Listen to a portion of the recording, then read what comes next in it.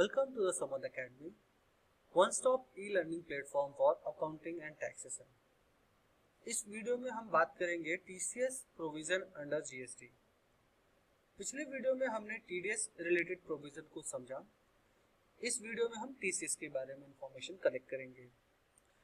जिस तरह से TDS मैकेनिज्म काम करता है, सिमिलर वे से TCS मैकेनिज्म भी अंडर GST काम करता है।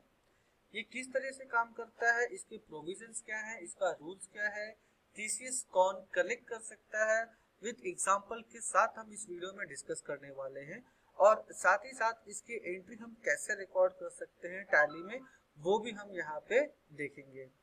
तो सबसे पहले चलिए शुरू करते हैं। What is TCS provision? तो as per section 52 GST act that is CGST act, TCS का एक प्रोविजन दिया हुआ जहां पे ई कॉमर्स ऑपरेटर यानी कि आपके Amazon, आपके फ्लिपकार्ट, eBay, जो ये ई कॉमर्स ऑपरेटर्स होते हैं, वो TCS अपने जो वेंडर्स हैं उनसे कलेक्ट कर सकते हैं, यानी उनके कस्टमर से कलेक्ट कर सकते हैं। फॉर एग्जांपल, अगर आप अपना प्रोडक्ट Amazon के थ्रू सेल करते हो, तो Amazon के थ्रू जो भी आप प्रोडक्ट सेल करोगे, जो भी कलेक्शंस आता है Amazon के पास, Amazon उसका सर्टेन पोर्शन ऑफ अमाउंट यानी कि अपना एज अ सर्विस चार्ज के साथ साथ आपसे GST और TCS भी कलेक्ट करेगी। यानी कि 10,000 रुपीज का आपका प्रोडक्ट अगर आपने सेल किया है, तो 10,000 में अगर 1,000 रुपीज उनका एज अ सर्विस कमीशन है, तो 1,000 रुपीज के ऊपर 18 रुपए या फिर 180 रुपए आपका GST अमाउंट, और उसके ऊपर आपका जो TCS अमाउंट है वो भी आपसे कलेक्ट किया जाएगा। तो TCS अमाउंट का क्लेम सिमिलर वे से जिस तरह से TDS अमाउंट का क्लेम ले सकते हो, उसी तरह से TCS अमाउंट का भी क्लेम आपको मिल जाता है। कैसे, वो आगे हम वीडियो में यहाँ पे समझेंगे। तो TCS प्रोविजन एक तरह का प्रोविजन जो कि ई कॉमर्स ऑपरेटर कलेक्ट करते हैं और आपके बिहाफ पे गवर्नमेंट को पे करेंगे, और उसका बेनिफिट आप डेफिनेटली GST पोर्टल से जाके क्लेम कर सकते हो। Who is liable to collect TCS under GST law? तो अभी हमने थोड़ी देर पहले ही बात कर ली कि सर्टेन ई कॉमर्स ऑपरेटर्स, जो ई कॉमर्स ऑपरेटर अपने प्लेटफॉर्म प्रोवाइड करते हैं फॉर पब्लिशिंग देयर प्रोडक्ट्स और publishing your products on their platform, तो वो ई कॉमर्स ऑपरेटर्स जो होते हैं वो एलिजिबल हैं ई TCS कलेक्ट करने के लिए। तो डेफिनेटली वो आपसे जितने भी सर्विसेज देंगे उसके ऊपर कमीशन का जो सर्विस बिल होगा, उसके ऊपर GST के साथ साथ वो TCS भी आपसे कलेक्ट करेंगे फॉर श्योर। नाउ रेट क्या है इसका? तो बेसिकली रेट इसका 1% है। TCS का जो रेट है वो 1% है, जिसमें से 50-50% ये रेट डिवाइड है, 0.5%। यहाँ पे सवाल आता है कि क्या इसकी कोई लिमिट है? जिस तरह से TDS की लिमिट थी, तो यहाँ पे कोई जो लिमिट है, यहाँ पे कोई भी लिमिट नहीं है। जो भी उनका सर्विस इनवॉइस होगा उसके ऊपर 1% TCS flat available that is applicable है, जिसमें 0.50% CGST and 0.50% SGST in case of intrastate supply. Now अब ये पूरा का पूरा साइकिल प्रैक्टिकल वे में काम कैसे करता है, ये कैसे वर्क कैसे करता है? तो ये पूरा का पूरा जो प्रोसेस है वो साइकिल इस तरह से होता है कि सबसे पहली चीज, आप अपने कस्टमर यानी कि एंड कस्टमर को प्रोडक्ट सेल करते हो। यानी कि आप मान लीजिए आप एक ग्रोसरी सेल करते हो, ग्रोसरी जो प्रोडक्ट है वो आपने Amazon पे एज अ लिस्टिंग करने के लिए दे दी है। अब कोई कस्टमर Amazon पे जाके सर्च करता है और उसको अगर ये ग्रोसरी पसंद आती है, तो वो Amazon को वो प्रोडक्ट ऑर्डर करता है। तो Amazon क्या करता है, एज अ रिस्पॉन्स उस कस्टमर का ऑर्डर आपको फॉरवर्ड करता है कि आपको ये प्रोडक्ट डिलीवर करनी है, क्योंकि इसकी डिमांड उस कस्टमर ने हमारे Amazon प्लेटफॉर्म पे दी है। तो आप क्या करते हो, उस प्रोडक्ट की डिलीवरी बिल के साथ में एंड कंज्यूमर को रेज कर देते हो। अब फर्स्ट करो, बिल की वैल्यू 1,000 रुपीज है, आप प्रोडक्ट की वैल्यू 1,000 रुपीज, 1,000 प्लस GST आपने उस कंज्यूमर को, आपने या कस्टमर को या कंज्यूमर को सेल कर दिया है। अब जो प्रोडक्ट का कलेक्शन है वो Amazon का जो रिप्रेजेंटेटिव होता है उसके डोर स्टेप पे जाता है, प्रोडक्ट को डिलीवर करता है। प्रोडक्ट के डिलीवर करने के साथ साथ में 1,000 रुपीज प्लस GST जो बिल की वैल्यू रहेगी वो उस कस्टमर से, कंज्यूमर से कलेक्ट करता है, या फिर Amazon अपने वॉलेट में, जो अगर आप नेट बैंकिंग पे करते हो तो उनके अकाउंट में वो पैसा डिपॉजिट हो चुका रहता है। तो अब क्या करते हैं, अब बेसिकली ये होगा कि जो पैसा कलेक्शन होने के बाद either in form of cash या फिर उनके बैंक अकाउंट में आने के बाद, अब Amazon क्या करेगी, अपना जो कमीशन अमाउंट है वो चार्ज करेगी आपसे। तो आपको एक इनवॉइस भेजेगी उसके बदले, जिसमें आपका उनका कमीशन रहेगा कि 1,000 रुपीज उनका कमीशन, 1,000 पे उनका GST अमाउंट, 1,000 पे वो TCS अमाउंट भी चार्ज करेंगे कि सर आपका जो प्रोडक्ट 10,000 में हमने बेचा उसके ऊपर हमारा कमीशन 1,000 रुपीज प्लस उस पे GST प्लस TCS का इनवॉइस आपको भेज दिया जाएगा। और वो जीएसटी जो भी वो क्लेम करेंगे, जो हमसे कलेक्ट करेंगे, डेफिनेटली उसका आईटीसी हमें अंडर जीएसटीआर 2A मिल जाता है। और जो टीसीएस भी हमसे वो क्लेम करते हैं तो टीसीएस भी वो फाइल करेंगे जिसका नाम है जीएसटीआर 8 फाइल करेंगे, और वो जीएसटीआर 8 जैसे फाइल करेंगे तो वो अमाउंट भी हमारे जीएसटीआर 2A में दिखना स्टार्ट हो जाती है। तो इस तरह से पूरा का पूरा साइकिल फ्लो करता है। वो जीएसटी फाइल करेंगे जिसका इनपुट टैक्स क्रेडिट हम टेबल नंबर 4 में ले लेंगे, that is under GSTR 3B return table number 4। और जो टीसीएस होगा वो हमारे फाइलिंग, हम जब टीडीएस और टीसीएस का रिटर्न फाइल करेंगे पोर्टल पे तो हमारे वो कैश बैलेंस के लेजर में जाके अमाउंट आके डिपॉजिट हो जाता है, सिमिलर टू जैसे टीडीएस में हमने क्लेम किया था। तो कुछ इस तरह से पूरा का पूरा साइकिल फ्लो करता है। और ये साइकिल प्रैक्टिकल वे में काम कैसे करता है उसको समझने के लिए हमने यहाँ पे एक एग्जांपल ले रखा है। जैसे craft enterprises Jaipur using Amazon platform to sell their handicraft item, यानी कि ये जो क्राफ्ट एंटरप्राइजेस एक बिजनेस ऑपरेटर है वो हैंडीक्राफ्ट में डील करते हैं, जयपुर से लोकेटेड है और अपने प्रोडक्ट ऑल ओवर इंडिया बेचते हैं यूजिंग अमेजॉन का प्लेटफॉर्म। तो उन्होंने एक इनवॉइस रेज किया to mister Vijay Kumar Delhi, basically he is from Jaipur. तो उन्होंने एक इनवॉइस रेज किया है दिल्ली को 25,000 with IGST of 18%, that is absolutely fine. तो अमेजॉन ने वो पैसा कलेक्ट किया रहेगा, यानी 25,000 प्लस उसके ऊपर जो जीएसटी अमाउंट होगा ऑलमोस्ट 4,500, जो भी जीएसटी अमाउंट होगा वो उन्होंने सामने वाली पार्टी से क्या कलेक्ट किया, राइट।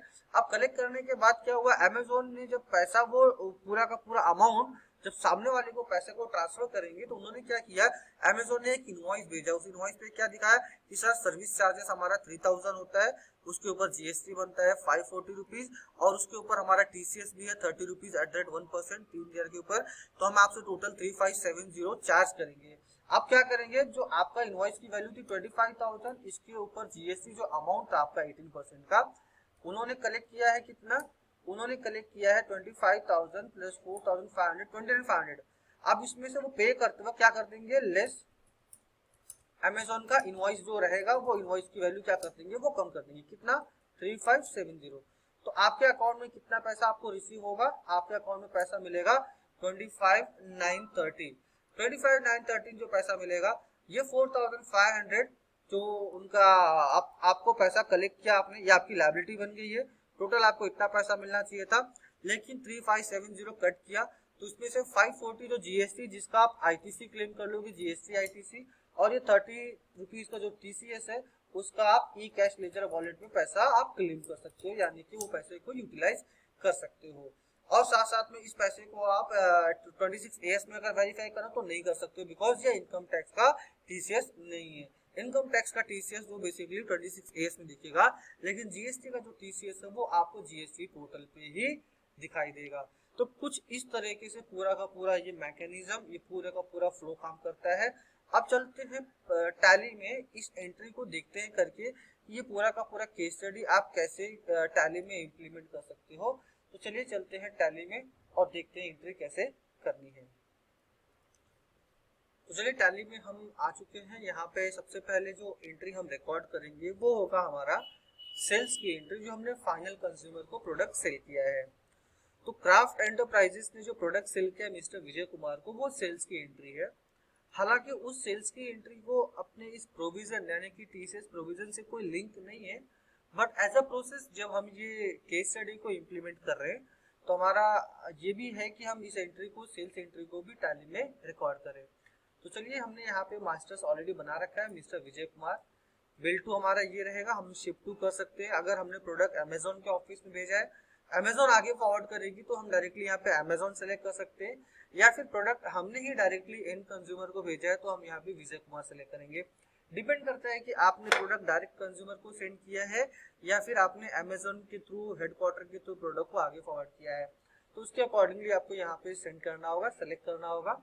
जैसे मैंने कि इस केस में क्या लिया कि ये प्रोडक्ट हमने पहले अमेजोन पे भेजा है, फिर अमेजोन आगे फॉरवर्ड करती है। तो यहाँ पे मैंने अमेजोन ले लिया है, सेल्स लेजर, यहाँ पर आपका प्रोडक्ट आ गया हैंडीक्राफ्ट मटेरियल, मान लीजिए 2 क्वांटिटी 12,500 का एक, टोटल अमाउंट है 25,000 रुपीज। अब यहाँ पर आ जाता है आपका आउटपुट आईजीएसटी, बिकॉज प्रोडक्ट आपका जो है वो आउट ऑफ स्टेट जा रहा है, यानी कि जयपुर टू दिल्ली।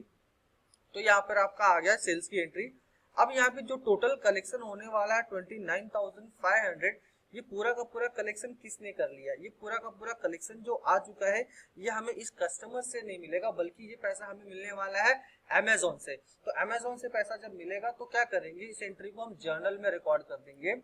जर्नल में हम क्या कर देंगे, ये पैसा हमें अमेजोन से मिलेगा। अमेजोन से कितना मिलेगा, 29,500 जो बिल का अमाउंट था आपका 29,500। और पैसा किससे एडजस्ट होगा, विजय कुमार के जो अकाउंट में पैसा है 29,500, वो पैसा हमें विजय कुमार से नहीं मिलेगा, बल्कि अब हमें मिल जाएगा वो अमेजोन से। तो आप यहाँ पे रेफरेंस के तौर पे यहाँ पे इनका नाम दे सकते हैं कि विजय कुमार का जो बिल नंबर 001 है वो पैसा हमें यहाँ पे मिलने वाला है। और यहाँ पे इनका जो बैलेंस है वो हमें नॉक ऑफ कर देना है, being amount collected by Amazon. Amazon ने ये सारा का सारा पैसा कलेक्ट कर लिया, तो ये पैसा हम अमेजोन से लेंगे। फर्दर हमें क्या करना होता है, हमें ये करना होगा कि जो अमेजोन का जो बिल आया है विद टीसीएस और जीएसटी के साथ में, उसकी एंट्री हमें कैसे रिकॉर्ड करनी है। उसकी एंट्री हमें रिकॉर्ड करने के लिए परचेज की एंट्री में जाना होगा। सर्विस इनवॉइस है तो हम इसका मोड चेंज कर देंगे as an accounting invoice mode. ये हमारा अमेजोन का इनवॉइस नंबर, डेट, पार्टी का नाम, हमने लेजर बनाया Amazon service charges, service value 3000। यहाँ पे वो चार्ज करेंगे इनपुट आईजीएसटी, परफेक्टली ऑलराइट 540। अब सवाल आता है कि जो टीसीएस वो अपने से कलेक्ट करेंगे, टीसीएस आईजीएसटी, तो मैंने यहाँ पे जो लेजर बनाया इनपुट आईजीएसटी टीसीएस @1%। अब याद रखना है कि ये लेजर बनाते वक्त मिस्टेक क्या होती है, अगर आप इसको ड्यूटीज एंड टैक्सेस में रखोगे, ड्यूटीज एंड टैक्सेस में प्रॉब्लम क्या है कि अगर आप यहाँ पे ड्यूटीज एंड टैक्सेस रखोगे और जीएसटी में आईजीएसटी सेलेक्ट करोगे, तो प्रॉब्लम ये होगी कि ये जो अमाउंट आपका कैलकुलेट होगा, ये अमाउंट वापस से 540 रुपीज कैलकुलेट हो जाएगा, जो कि रॉन्ग है। और आप मैनुअली इसको चेंज करोगे 30 रुपीज में, तो आपका ये एरर रिपोर्ट में जाएगा। और अगर एरर से जाके आप इसको रेक्टिफाई कर भी लेते हो वहां पे, तो टोटल आईटीसी कितना बन गया, 540 प्लस 30 570, जबकि ये 30 रुपीज आपका इनपुट टैक्स क्रेडिट नहीं है, बल्कि ये आपका कैश वॉलेट बैलेंस है। तो यहाँ पे आपको ये लेजर बनाते वक्त याद रखना है, आप इसको अंडर ड्यूटीज एंड टैक्सेस में अदर्स ले सकते हो, अदर्स में लेके आप 1%, 2% या फिर कोई भी चीज लेके यहाँ पे ऑन टोटल सेल्स वैल्यू ले लो, या फिर नॉट अप्लीकेबल, या फिर आप इसको क्या कर सकते हो अंडर करंट असेट्स में, अंडर करंट असेट में लेके इसको हम लोग यहाँ पे 1% का अमाउंट यहाँ पे डाल देते हैं कि भाई 30 रुपीज मेरा जो है वो टीसीएस अमाउंट है। तो ये मेरे जीएसटी के आईटीसी में हिट नहीं करेगा, मेरा आईटीसी 540 रुपीज बनता है।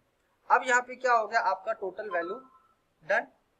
यानी कि अब अमेजोन का लेजर अगर हम ओपन करेंगे, display account book ledger, Amazon India private limited का लेजर अगर आप देखो, तो अमेजोन हमें कितना रुपया देगा, 29,500 रुपीज जो उन्होंने कलेक्ट किया विजय कुमार से, साथ साथ में उनका जो बिल का चार्जेस है वो अलॉन्ग विद टीसीएस, तो हमें उनसे पैसा आएगा 25,930 रुपीज। जिस सामने वाले अमेजोन पार्टी से हमें ये पैसा रिसीव होगा। अब रिसीव होगा तो ऑब्वियस सी बात है, जो आपका जो टीसीएस अमाउंट है, ये जो जीएसटी का इनपुट है वो हमें जीएसटी 2 में मिल जाएगा। और हमारा जो 30 रुपीज है इसके लिए हमें जीएसटी पोर्टल लॉगिन करना होगा। पोर्टल लॉगिन करके जिस तरह से हमने टीडीएस के रिटर्न में देखा था कि टीडीएस का रिटर्न सबमिट करना पड़ता है, सिमिलर वे हमें टीसीएस का भी रिटर्न सबमिट करना होगा। जैसे मैं जीएसटी पोर्टल यहाँ पे लॉगिन कर लेता हूँ। लॉगिन करने के बाद service, return, TDS and TCS credit receive, यहाँ पे हमें जाना होगा, पीरियड सेलेक्ट करना होगा। पीरियड सेलेक्ट करने के बाद हमें यहाँ पर ऑप्शन सेलेक्ट करना है TDS and TCS credit receive. यहाँ पे ड्रिल डाउन किया मैंने। यहाँ पे लास्ट वीडियो में मैंने ऑलरेडी एक्सप्लेन किया हुआ 4 अलग अलग टैब मिलेंगे, जहाँ पे टीसीएस के रिलेटेड जो भी टीसीएस आपसे कलेक्ट किया है अमेजोन ने, वो यहाँ पे दिखाई देगा। अगर उन्होंने जीएसटीआर 8 फाइल किया है तो आप उसे टिक करना है, सेलेक्ट करना है, एक्सेप्ट करना है। सेलेक्ट एक्सेप्ट, यहाँ पे टोटल काउंटिंग आपकी आ जाएगी, यहाँ पर अमाउंट आ जाएगा, और इसको हमें क्या करना, proceed to file I hereby declare पे टिक करके सबमिट कर देना है। जैसे आपने ये सबमिट किया, विद इन ए सेकेंड ये जो अमाउंट है 30 रुपीज का अंडर आईजीएसटी, वो पैसा आपको यहाँ पे इस टैब में 30 रुपीज आईजीएसटी कैश लेजर में दिखना स्टार्ट हो जाएगा। उस 30 रुपए को आप चाहो तो कैश विड्रॉ कर सकते हो, या तो फिर उस 30 रुपए को आप आने वाली किसी जीएसटी लायबिलिटी के अगेंस्ट क्या कर सकते हो, यूज कर सकते हो। तो इस तरीके से टीसीएस प्रोविजन इन जीएसटी काम करता है, वो चीज हमने यहाँ पे सीखी। इसकी एंट्री टैली में कैसे करनी है वो भी चीजें हमने देखा, इसका कॉन्सेप्ट क्या है वो भी देखा, और ये प्रोसेस पूरी तरह से फ्लो कैसे करता है वो भी हमने इंफॉर्मेशन यहाँ पे कलेक्ट की। तो आई होप सो ये चीजें आपको समझ में आई रहेंगी किसी तरह की कोई क्वेरी या डाउट है तो डिस्क्रिप्शन में हमारा कॉन्टैक्ट डिटेल अवेलेबल है, आप हमसे कॉन्टैक्ट कर सकते हो। और रिक्वेस्ट है कि आप चैनल को लाइक करें, सब्सक्राइब करें और शेयर करें, सो दैट हम ऐसे और भी अन्य को वीडियो टॉपिक्स रिलेटेड लाते रहेंगे और आपको इन्फॉर्मेशन शेयर करते रहेंगे। मिलते हैं किसी अगले वीडियो में। Till the time, thank you.